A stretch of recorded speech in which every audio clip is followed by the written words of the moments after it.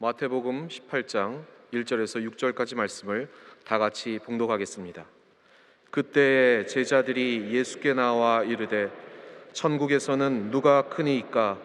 예수께서 한 어린아이를 불러 그들 가운데 세우시고 이르시되 진실로 너희에게 이르노니 너희가 돌이켜 어린아이들과 같이 되지 아니하면 결단코 천국에 들어가지 못하리라. 그러므로 누구든지 이 어린아이와 같이 자기를 낮추는 사람이 천국에서 큰 자니라. 또 누구든지 내 이름으로 이런 어린아이 하나를 영접하면 곧 나를 영접함이니 누구든지 나를 믿는 이 작은 자 중 하나를 실족하게 하면 차라리 연자 맷돌이 그 목에 달려서 깊은 바다에 빠뜨려지는 것이 나으니라. 아멘. 주님을 바라보면 모든 문제가 해결됩니다. 한번 따라해 주시기 바랍니다. 주님 안에서 우리는 행복합니다. 오늘 우리에게 좋은 일이 일어납니다. 할렐루야. 우린 주님 안에서 행복한 사람들입니다.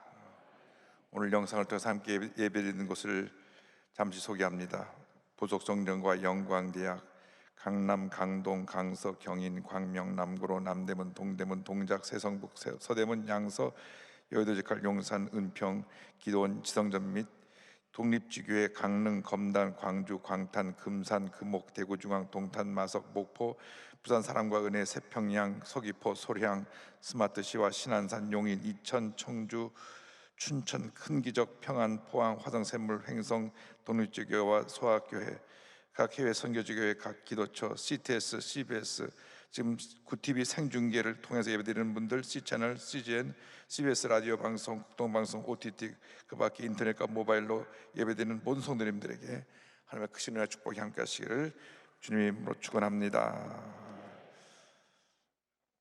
오늘은 특별히 어린이 주일을 맞이하여서 마태복음 18장 1절로 6절 말씀을 가지고 천국에서 큰 사람, 이 어떤 제목으로 함께 은혜를 나누기 원합니다. 한번 제목을 따라해 주시기 바랍니다. 천국에서 큰 사람, 천국에서 큰 사람. 이 세상을 살아가는 모든 사람들의 소원은 단순합니다. 내가 잘 되는 것입니다. 내가 잘 되는 것. 그래서 언제나 그 삶의 중심에 내 자신이 있습니다. 내가 아프지 않고 건강하고 내가 하는 일이 잘 되고 또 내가 사람들에게 칭찬받고 더 높은 위치에 올라가고 더 많은 것을 소유하고 이러한 것들을 이루기 위해서 모든 노력을 기울입니다. 무리하게 노력하다 보니까 나 때문에 이웃에 있는 사람들이 피해를 입기도 합니다. 그렇다면 2000년 전에 예수님을 3년 반 동안 따라다녔던 제자들은 어땠을까? 오늘 말씀을 통해서 먼저 제자들의 관심을 살펴보기 원합니다. 마태복음 18장 1절입니다. 그때 제자들이 예수께 나와 이르되 천국에서는 누가 크니까? 제자들의 관심이 우리와 관심이 다르지 않았습니다. 사실 제자들이 3년 반 동안 예수님을 통해서 그렇게 말씀을 듣고 배우고 많은 것을 깨달았음에도 불구하고 예수님이 십자가에 달리시기 전날까지 예수님이 왕이 되면 누가 그 옆에 높은 자리에 앉느냐? 우리 조선시대로 말하면 우의정, 좌의정 자리에 누가 앉느냐? 이런 관심이었습니다. 사람들의 관심이 이 세상에 있다가 사라지는 것들에 대한 관심이 너무 많아서 그것을 목표로 두고 살아다 보니까 많은 문제가 생겨나는 것입니다. 이 세상의 목표가 참된 행복을 갖다 주지 못합니다. 실망과 좌절을 가져올 때가 너무나 많습니다. 우리 한국 역사만 봐도 권력의 정점에 있었던 분들이 다 그 마무리가 행복하지 못했습니다. 너무나 마음이 아픈 현실입니다. 우리 예수 믿는 사람은 달라야 합니다. 이 세상 사람들이 추구하는 목표가 달라야 합니다. 우리는 이 세상의 목표가 아니라 하나님 영광을 위한 더 거룩하고 높은 목표를 갖고 살아야 합니다. 그래서 예수님께서 마태복음 6장 33절에 이렇게 말씀하신 것입니다. 그런즉 너희는 먼저 그의 나라와 그의 의를 구하라. 그리하면 이 모든 것을 너에게 더하시리라. 먼저 순서가 바로 되어서 하나님의 나라와 하나님의 의를 구하면 이 모든 것을 우리에게 더하여 주시는데, 순서가 바뀌어서 세상 것을 따라가다 보면 이 세상 것도 제대로 얻지 못하고 얻었다고 해도 금방 잃어버리고 더 큰 실패와 절망과 좌절에 빠지고 말게 되는 것입니다. 그래서 우리는 먼저 그의 나라와 그의 의를 구해야 됩니다. 그래야만 주님께서 필요한 모든 것을 우리에게 더하여 주시는 것입니다. 이 땅에 있다가 없어질 것을 찾는 것이 아니라 저 하늘나라에 우리에게 예비된 그 상급을 바라보고 위의 것을 바라보며 믿음으로 나갈 때 우리에게 이 땅에 사는 동안 풍성한 은혜가 임하게 됩니다. 하늘나라의 목표를 둔 사람은 흔들리지가 않습니다. 세상의 목표는 자꾸 바뀝니다. 자꾸 바뀌어요. 그러니까 바뀌는 목표를 따라가다 보면 스스로 좌절하게 되는 것입니다. 그래서 골로새서 3장 1절에 이렇게 권면합니다. 그러므로 너희가 그리스도와 함께 다시 살리심을 받았으면 위의 것을 찾아라. 위의 것을 찾아라. 거기는 그리스도께서 하나님 우편에 앉아 계시느니라. 사람들이 원하는 자리는 지위가 높아지고 또 대접을 받고 칭찬받는 자리입니다. 자신이 나타나는 자리입니다. 그러나 예수님이 원하시는 자리는 자신이 낮아지는 자리고, 자신이 나타나는 자리가 아니라 자신이 감추어지고 섬기고 희생하고 베풀고 나누는 삶을 사는 그러한 자리인 것입니다. 십자가를 지고 희생하는 자리인 것입니다. 결국 그걸 통해서 우리 주님이 나타나는 자리가 우리 주님이 기뻐하시는 자리입니다. 먼저 주님이 원하시는 자리에 가면 주님께서 우리를 높여주시고 하나님의 은혜가 우리에게 임하게 만들어 주시는 것입니다. 사람들의 자리는 바뀝니다. 영원한 자리가 없습니다. 열흘 붉은 꽃이 없고 10년간은 권세가 없다 그랬습니다. 그렇기 때문에 우리는 영원한 데 목표를 두고 살아야 됩니다. 우리가 영원한 데 목표를 두고 살면 우리 삶이 아름다운 삶이 될 것이고, 우리의 삶의 흔적 속에서 많은 사람들에게 선한 영향을 끼친 그러한 흔적들이 남게 되는 것입니다. 그러므로 여러분이 살아가는 동안 이 세상 것에 목표를 두지 말고 하늘나라의 목표를 두고 하나님 영광에서 힘써 살아감으로 이 땅에 선한 영광을 널리 펼치고 하나님 앞에서, 사람 앞에서 존귀 여김을 받고 칭찬받는 여러분 모두가 되기를 주님의 이름으로 축원합니다. 그런 삶을 살기 위해서 우리에게 어린아이 같은 사람이 되라고 주님 말씀하셨습니다. 둘째로 어린아이 같은 사람에 대하여서 함께 생각해 보기 원합니다. 마태복음 18장 2절 3절입니다.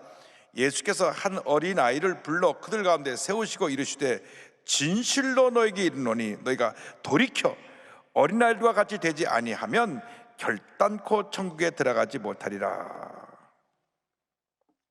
누가 더 높은 자리에 앉게 되고 그 자리를 차지하게 되느냐, 그걸 가지고 서로 다투고 갑론을박하니까 주님께서 그들을 교훈하시기 위해서 어린아이를 그들 앞에 세우셨습니다. 당시 유대사회에서는 우리 옛날 우리 한국 사회와 똑같이 어린아이와 여자의 인격을 존중하지 않았습니다. 어린아이는 미숙하고 불완전한 존재입니다. 높은 지혜에 있는 그러한 존재도 아니고 사회적으로 중요하게 여김을 받는 그런 존재도 아니었습니다. 그런데 어린아이의 특성이 무엇입니까? 나이가 자라면서 사람의 성이 되면서 가장 우리에게 많이 영향을 미치게 되는 것이 죄의 흔적이라고 합니다. 죄. 하루를 더 살면 그만큼 죄를 더 짓게 된다는 그런 말입니다. 그러니까 어린아이는 그만큼 죄에 때에 묻지 않은 순수함이 있습니다. 높은 지위나 권력을 탐내지 않습니다. 그래서 높은 자리, 높은 지위를 탐하는 그런 제자들 앞에 어린아이를 세우시고 돌이켜 어린아이와 같이 되지 아니하면 결단코 천국에 들어가지 못할 것이라고 말씀하셨습니다. 이게 돌이킨다는 말이 중요합니다. 그것은 삶의 변화입니다. 다시 말하면 회개입니다. 회개는 뉘우침과 다릅니다. 뉘우침은 그러면 안 되는데 하면서 또 잘못 살고 또 잘못 살고 또 잘못 사는 것이 뉘우침입니다. 주님이 원하시는 것은 돌이키는 것입니다. 잘못된 길에서 돌이키라고 하는 것입니다. 잘못된 생각에서 돌이키라고 하는 것입니다. 천국에 들어가려면 돌이켜야 됩니다. 죄의 길로 가던 그 발걸음을 돌이켜 예수 믿고 영접하여 새 삶의 삶을 살고 새 길을 가야 되는 것입니다. 하나님의 길을 가야 되는 것입니다. 하나님 백성이 되려면 돌이켜 어린아이 같은 마음이 될 때 하나님께서 그에게 은혜를 베풀어 주십니다. 사람들이 어릴 때는 어린아이처럼 순수하다가 어른이 되면서 점점 순수함을 상실해 버립니다. 서로 큰 자가 되기 위해서 시기 질투하고 남을 모함해서 막 끌어내리고 서로 짓밟고 다투기도 합니다. 요즘 SNS가 얼마나 그러한 인간의 죄의 모습을 그대로 보여주는지, 그냥 아니면 말고 막 흠집 내서 상대방을 끌어내립니다. 상대편이 잘 되는 걸 보지 않습니다. 이런 것은 우리 예수 믿는 사람들이 바로잡아야 됩니다. 인간 중심의 삶은 결국 파멸로 우리의 삶을 이끌어가는 것입니다. 돌이켜 어린아이같이 순수한 모습으로 돌아가야 됩니다. 순수한 모습으로 돌아갈 때 하나님께서 우리에게 은혜를 베풀어 주시는 것입니다. 주님께서 지금 어린아이같이 순수한 믿음을 가진 사람을 찾고 계십니다. 우리나라의 이 정치의 지도력을 발휘하는 분들이 어린아이같이 순수한 마음을 가지고 겸손과 온유로 옷 입은 분들이 이 나라를 이끌어가게 되기를 바랍니다. 지금 여당 야당에서 대표를 뽑느라고 하면서 하는 걸 볼 때 자꾸 상대편에 흠집 내는 걸 통해서 그것을 가지고 본인이 뭔가 득을 보려고 하는데, 그것은 득을 얻는 것이 아니라 손해를 보는 것입니다. 남을 흠집 내서 내가 올라가는 것은 성공이 아닙니다. 그건 실패입니다. 잠깐 잘 될 수 있으나 하나님이 보고 계시고 사람이 보고 있는 것입니다. 우리는 순수하게 겸손히 낮아져야 되는 것입니다. 지금 우리의 모습은 어떠합니까? 처음 예수를 믿었을 때, 은혜 받을 때 막 눈물 콧물 흘리면서 그냥 찬양을 불러도 기쁘고, 설교를 때 너무나 감격하고, 기도할 때 주님 앞에 간절히 기도했던 우리의 모습이었습니다. 그런데 알게 모르게 시간이 지나가면서 내 마음에 감동이 사라져 버렸습니다. 기쁨이 사라져 버렸습니다. 저희 교회가 이제 2주일 후에 창립 63주년을 맞이하는데, 불광동 서대문 시절 때 교회를 다니는 분들 많이 지금 안 계시지만은 그분들은 다 압니다. 얼마나 모든 예배 시간이 감격이었고 감동이었고 눈물이었고, 한 예배도 그냥 건너뛴 적이 없습니다. 큰 감동 속에 예배를 드렸습니다. 그런데 우리가 이렇게 풍요로운 삶 속에 살면서 등따숩고 배부러지니까 감동이 사라져 버렸습니다. 순수한 열정이 사라져 버렸습니다. 헌신의 모습이 사라져 버렸습니다. 습관적으로 형식적으로 예배드리는 우리 모습을 발견하게 되는 것입니다. 교회를 섬기는 사람들이 섬기는 자의 직분의 자리를 듣고 서로 자리 다툼하고 시기하고 화를 내고 모함하고 소리를 지르고 그렇게 아픈 상처를 주고받기도 합니다. 기쁨과 감사가 사라지니까 쉽게 원망과 불평을 합니다. 부정적인 얘기를 하고 스스로 의로워져서 남의 잘못만 들춰내기도 합니다. 지금 우리들이 그런 모습이 있다면 철저히 회개하고 돌이켜야 됩니다. 주님 돌이키라고 말씀하십니다. 돌이켜야 되는 것입니다. 돌이켜서 처음 예수를 믿었을 때, 은혜 받을 때 그 모습으로 돌아가야 되는 것입니다. 돌이키지 않은 사람들이 절대로 천국에 들어갈 수가 없습니다. 주님 앞에서 모든 잘못된 것을 다 청산해야 됩니다. 탐욕과 교만과 이기주의와 모든 죄의 모습을 다 내던져 버리고 예수의 보혈로 씻음 받고 주의 말씀으로 재무장해서 변화되어서 새로워진 모습으로 주 앞에 나가는 여러분 모두가 되기를 바랍니다.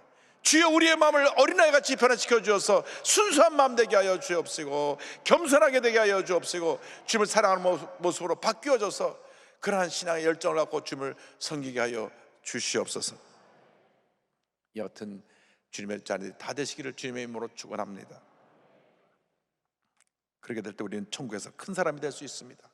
오늘 우리에게 천국에서 큰 사람이 되는 모습을 예수님 분명하게 설명해 주셨습니다. 마태복음 18장 4절입니다. 이 18장 4절을 우리 다 같이 보겠습니다. 그러므로 누구든지 이 어린아이와 같이 자기를 낮추는 사람이 천국에서 큰 자니라. 할렐루야.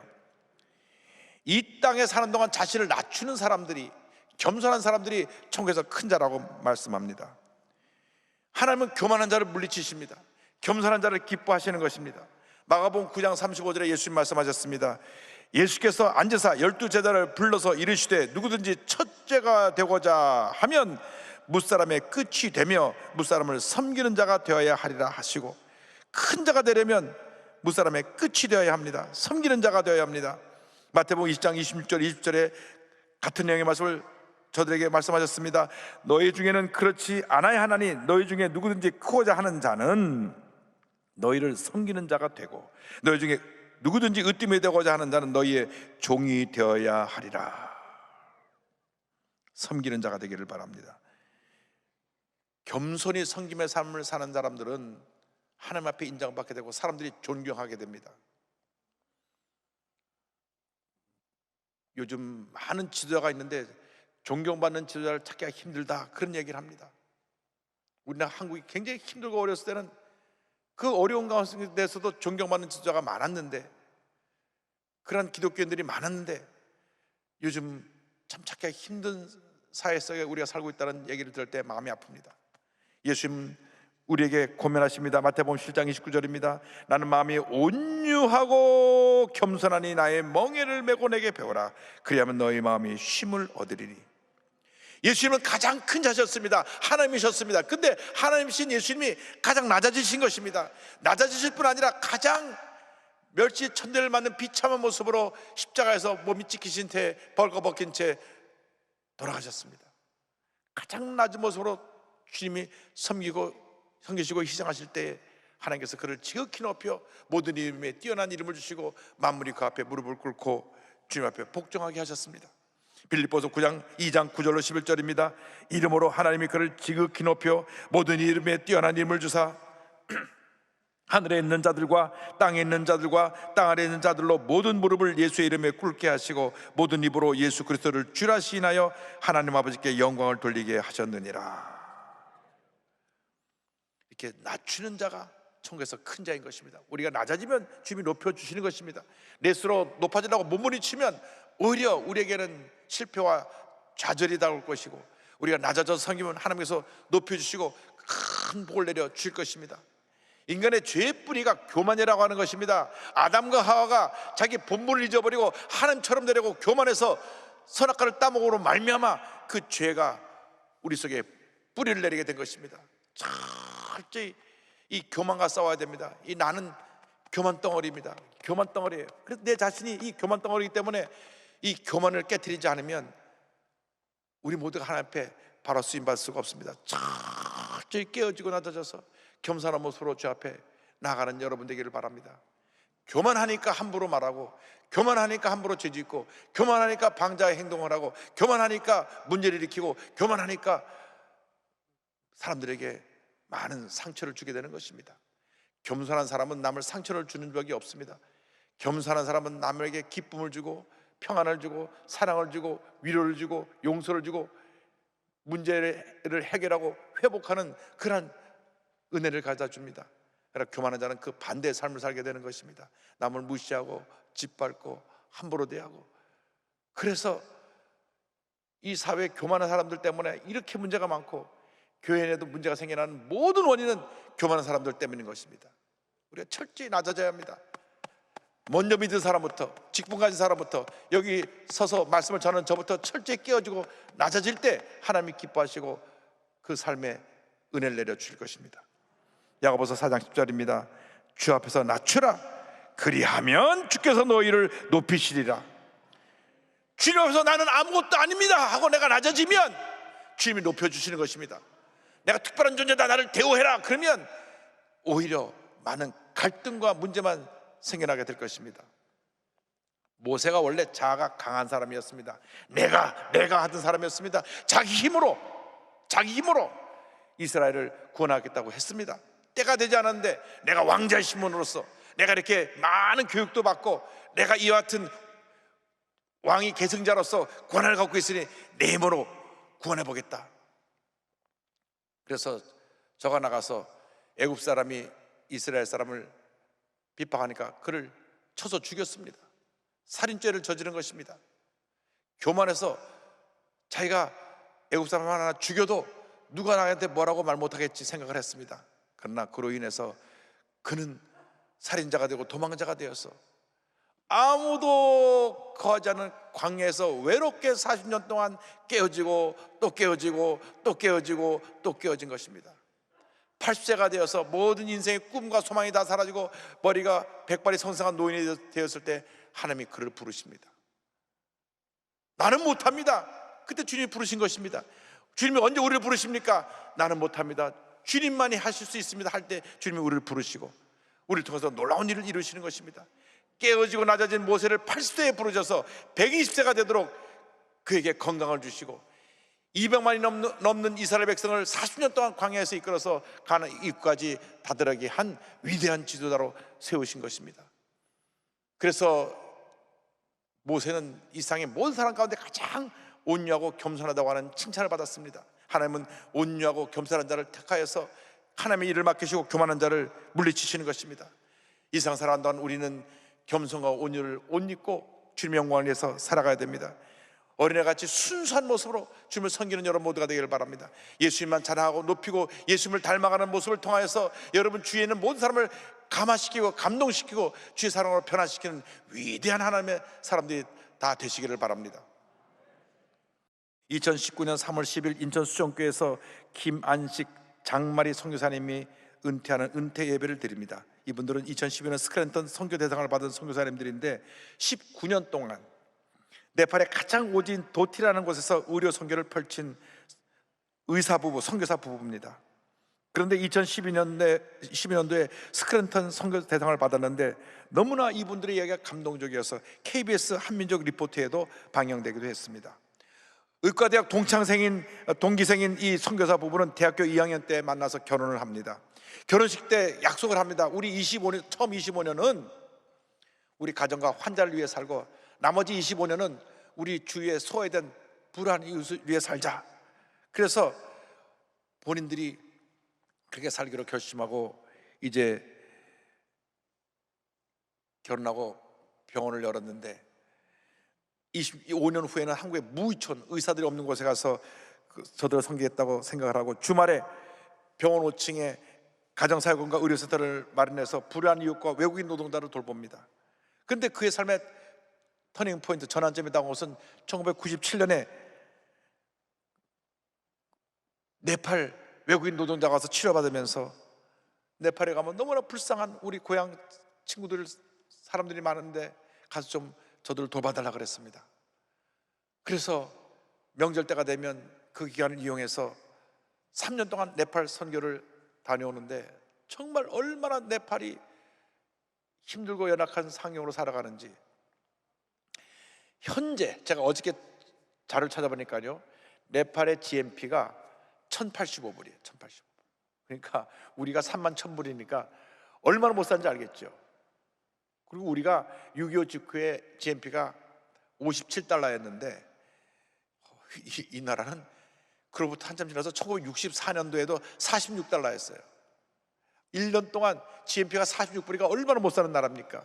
그런데 인구가 그 당시 2,400만, 지금 2,800만인데 모두가 다 이 가난 속에서 굶주림 속에서 질병 속에서 살아가고 있었습니다. 그래서 약속대로 50세가 되던 해에 개인 병원을 다 접고 부부가 네팔로 가는데 도티라고 하는 곳으로 갑니다. 도티는 네팔 수도 카트만두에서 900km 떨어진 것인데 버스로 30시간 가야 돼요 30시간. 그리고 분지가 된 그 오주 중에 오주인데 매일 평균 기온이 45도입니다 45도. 우리가 30도만 넘으면 덥다고 허걱거리는데 매일 45도라고 생각해 보십시오. 그런데 그 지역에 의사가 한 사람도 없어요. 그들이 가니까 그들이 유일한 의사 부부입니다. 그 열악한 환경과 싸우느라고 처음엔 너무나 힘들어서 이빨이 다 빠지기도 하고 그랬습니다. 그런 어려운 상황 속에도 병원을 세우고 인근 지역 5군데 보건소를 세워서 순회하면서 밀려 들어오는 환자를 치료합니다. 손가락이 다 골마 터져 썩어가는데도 의사 없어 치료받지 못한 사람들 그들을 치료해주고 몸을 움직일 수 없어 평생 한 번도 병원에 가보지 못한 사람들 가서 진료해주고 의사가 이들 부부밖에 없었기 때문에 소아과부터 산부인과까지 모든 분야를 다 진료했는데 그들이 은퇴할 때까지 이 귀한 사역을 감당했습니다. 또 거기 학교를 세워가지고 기숙사를 겸한 학교를 세워서 유아원부터 10학년까지 약 900명의 학생을 돌보았습니다. 변함없는 이들의 헌신이 한국에 와서 그 같은 사역을 했던 스크랜턴 선교사님의 모습과 똑같다 해서 스크랜턴 선교 대상을 받았습니다. 미국의 개인 병원을 운영하고 있던 스크랜턴 선교사님은 조선 땅에 병든 사람이 너무 많다는 얘기를 듣고 1885년 한국에 와서 병자들을 돌보고 학교를 세우고 복음을 전했습니다. 스크랜턴 선교사의 3대 신앙의 정신은 소외된 자를 돌보고 자신의 나라로 되돌아가지 않겠다는 마음으로 헌신하며 교단과 교파를 초월한 연합이었습니다. 130년 전에 교단 교파 나누지 말고 하나가 돼서 사랑으로 섬기자고 말했습니다. 우리가 그 130년 전에 했던 그 이야기를 귀결해야 됩니다. 우리가 지금 소외된 자를 돌보고 있는지, 정말 그들을 위해서 내 모든 것 다 바쳐 헌신하는 그러한 희생적인 사랑으로 살아가고 있는지, 이렇게 교파가 나눠지고 지역 감정으로 나누고 이 나눈 모든 것이 그리스도 안에서 다 초월해서 한 마음으로 사랑을 실천하고 있는지, 우리가 예수 믿는 사람들이 이 모든 장벽을 허물어야 됩니다. 지역 감정을 허물어야 되는 것입니다. 배운 사람 못 배운 사람 예수 믿으면서 다 그 장벽을 허물어야 됩니다. 간 사람 못 간 사람 장벽을 허물어야 되는 것입니다. 권력을 가진 사람이나 권력을 갖지 못한 사람이나 돈을 많이 가진 사람이나 갖지 못한 사람이나 주님 안에서 다 똑같이 존경받는 인격자인 것을 잊지 말고 주의 사랑으로 저들을 섬겨서 십자가의 길을 가서 하나님의 큰 복을 받는 여러분 모두가 되기를 주님의 이름으로 축원합니다.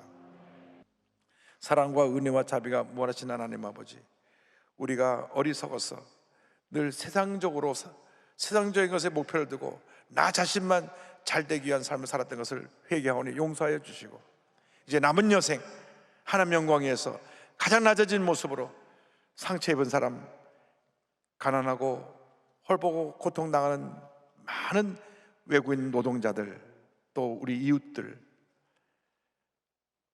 문제 속에서 방황하고 있는 청소년들, 분열과 다툼을 일으키고 있는 그 사회의 모든 어려운 문제를 해결하는데 앞장서 나가는 참 그리스도인의 모습으로 살아갈 수 있도록 주님 은혜 내려 주옵소서.